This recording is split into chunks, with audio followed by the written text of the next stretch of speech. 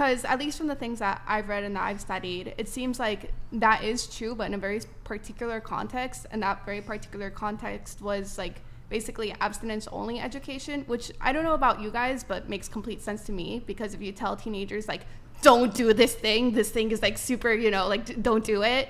It feels super good, but you're not supposed to do it or whatever. If you phrase it that way, then teenagers are going to go out and do it. Because like at least everything that I've seen recently has been talking about how if you talk about proper sex ed and people who have more access to contraceptives as well as better sex ed tend to have like a lower body count than people who are like in like lower education, less sex ed, less access to contraception. So I was just wondering like your thoughts on that. I'm telling you it's not true factually. In the 70s, before they got Planned Parenthood, went in the classroom and started funding initiatives, and they started teaching sex education. There used to not be sex education in school, and the way that they got it into the classroom in the 70s was by saying, you know, it's better to teach them, which is what you're saying, because then they'll be more responsible. It actually, within 1 decade, it flipped. The majority of high schoolers were graduating with their virginity before there was sex education, and then when they put sex education in the classroom, the majority of them within 10 years were not graduating with their virginity. So it actually sexualized children. Yeah. My understanding, but the reason why was because the first manifestations of sex education was abstinence only, and it was working is what I'm saying to you. Oh, okay. Yeah, it was working. So abstinence, it used to be, you know, considered, and I'm not at all trying to, I'm just telling you what the facts are here. Like when abstinence was the cultural simulation, when everyone said you should be abstinent, you should not have sex before marriage, that idea was permeated throughout culture. It was reflected in culture. There were no sex ads. There weren't people naked on the internet, and people lived their lives. It was considered a big thing, you know, to lose your virginity. You were actually considered someone that maybe a guy wouldn't want to marry because you lost your virginity. That was the cultural understanding, like, you know, in the 50s and the 60s. And then in the 70s, you had this fourth wave of feminism that reared its ugly head and started associating sexual promiscuity to freedom, and things completely flipped. Again, I'm just giving you a historical analysis of what happened in the classroom. Yeah, I'd without be interested. Commentary. Yeah, Hold on. It's okay if you. Sorry, I'll just finish. Make this. it quick if you can. can. I'd be interested to see like where exactly you're getting that from. If like later you can tell me or whatever. Thomas Sowell, Inside the Education System, and he has all of the sources listed in the back of the book. Okay, because at least in modern day, do you think that any of that has flipped or no? No, I think we've become, you know, there was, to use a term, I was actually talking about this yesterday on a podcast. I thought it was pretty brilliant. But Paul Joseph Watson, I love his YouTube stuff, and he started talking about H0EFLATION, which is like that's a thing. Actually hilarious, which he's saying that men used to have to do a lot less and get a very high value woman. He's like, so think about your grandparents and your grandmother. She was a high value woman. She raised the kids. She was conservative. She was beautiful. All of these things, and now we live in this moment where everyone's kind of a hoe, and you have to work harder to get a woman that doesn't have any self-respect or any value. And I just thought it was a really interesting video. It was obviously funny, but he was saying something, and we live in H0EFLATION now, where everybody in their own capacity is selling their bodies. And unfortunately, these are the options that men have. Now, I'm not saying, it's stunning to me that women talk about what men need to be and what men need to be, but I think just kind of the complete disintegration of, when I look at, you know, what my grandmother looked like in pictures. She passed in 2013, and just how classy and how beautiful and how much I wanted to be like her. And now I look at, you know, women today, and I just think, man, I feel bad for guys that, you know, that the pool is getting smaller, but also it's really positive for women that are conservative, and, you know, who it means that you're part of, you know, maybe a smaller pool of individuals. I see it a lot more in the South, and that men should aspire to pursue those women, absolutely, to raise their families and, you know, to raise their kids. Do you co-sign on the H0EFLATION theory? I believe, the women today are very low value, and so it's funny because the simulation is like, men ain't shit is kind of the thing everybody's saying. Don't need a man. And it's funny that someone brought up Beyonce, because she's living the exact opposite of what she's singing. She's just making money because she knows how to make money in a H0EFLATIONary environment.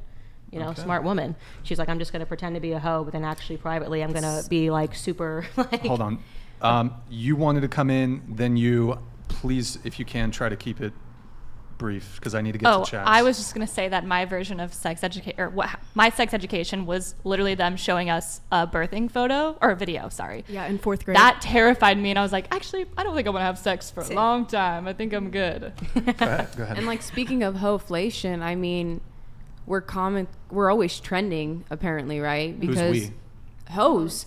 Because without us hoes, you wouldn't have like that many views to be watching, right? You have Oh, hoes oh. come on the podcast to talk I've about ho- our. I'm not knocking hoes. I don't wanna be a hoe. I'm saying, I don't wanna be a hoe. I'm saying you have hoes, and when I say you have hoes coming onto the podcast, you know you're a hoe Do if you you're mean a a hoe. literal hoe or like more of the colloquial? That's Brian's dream. You know what I Being mean? told You have hoes, Brian. So you sit What? here and you want to bash sex workers, but you know we come When did on I your bash? podcast. Bash When did I anybody. bash anybody? I don't think There was- anybody there has was bashed. very He's little bringing you bashing. on here and giving you a platform to speak. So I Yeah. think that if he was going to be bashing you, he wouldn't even allow But anybody making on. us The hero making of us hoes, if seem- you will. Wait, what do you mean making what?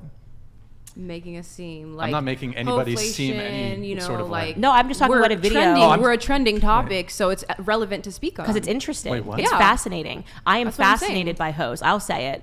I'm absolutely fascinated by the way the hoe mind works, the way the hoe hive works. I'm fascinated. Next I cover it on documentary. my show. You And are it is correct. It trending. is I'm trending. saying, and that's why when it's such a Emma hot gets topic up to and does a speak about. video and says something like, it's chic to be divorced before you're 30. It is absolutely fascinating to see how someone's mind can be so warped. In the same way that I think it's fascinating when anybody does anything crazy or says anything crazy, and I cover it on my podcast.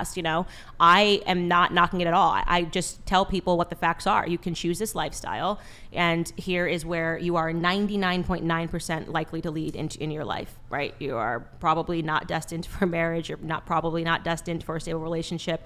Men are going to not want this long term. You can say it 1,000 times. You can have 1,000 cultural examples, and women's still got to go out there and be hoes, because they're about their money and about a Cardi B song or whatever it is. So yes, I think it is fascinating. And it is why I wanted to, talk. This is why I talk about it on my podcast and why I'm very interested to talk to you guys. I hope you guys feel that I've been respectful in listening to, your lifestyles, even though it's so different from mine. And so I appreciate Brian for hosting. Well, thank you for coming, Candace. Let's see. I have a couple chats here, and then I have one more question, and then I think Candace will have to leave here in a moment. We have Yvonne. Oh, okay. Modern Life Dating donated $199. Hey Candace.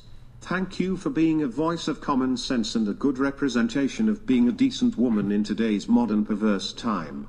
What are your thoughts on the passport bro movement of men leaving America for better wives abroad? Hey, John. Thank you very much for the TTS. I can see why. Maybe a brief little snippet on this, if you can. Yes. Yeah, I think that you can find higher quality women in other places. Like, I married an Englishman. I think America. Are you a passport?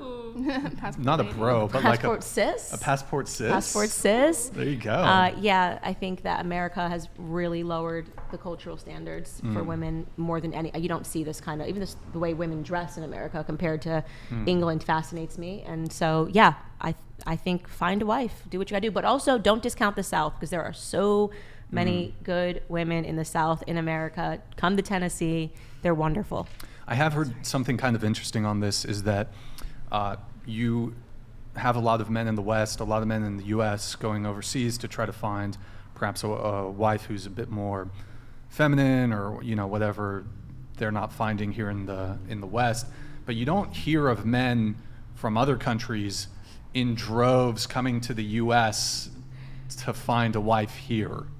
You don't really hear that. So, all right, we have Yvonne St. Simonis. Candace, I know you're listening to these women with the realization that this country is doomed. How will you help your son navigate the swamp before you right now? And if we can just try to be... I moved to the South as soon as I got pregnant the first time. I moved where my values aligned, and my son will be just fine. Perfect. We have Goodest Boy. One of them is too young to remember the movie Pretty Woman. Imagine a guy just wanting a better life for the both of you, and maybe even a family. Again, the world is effed.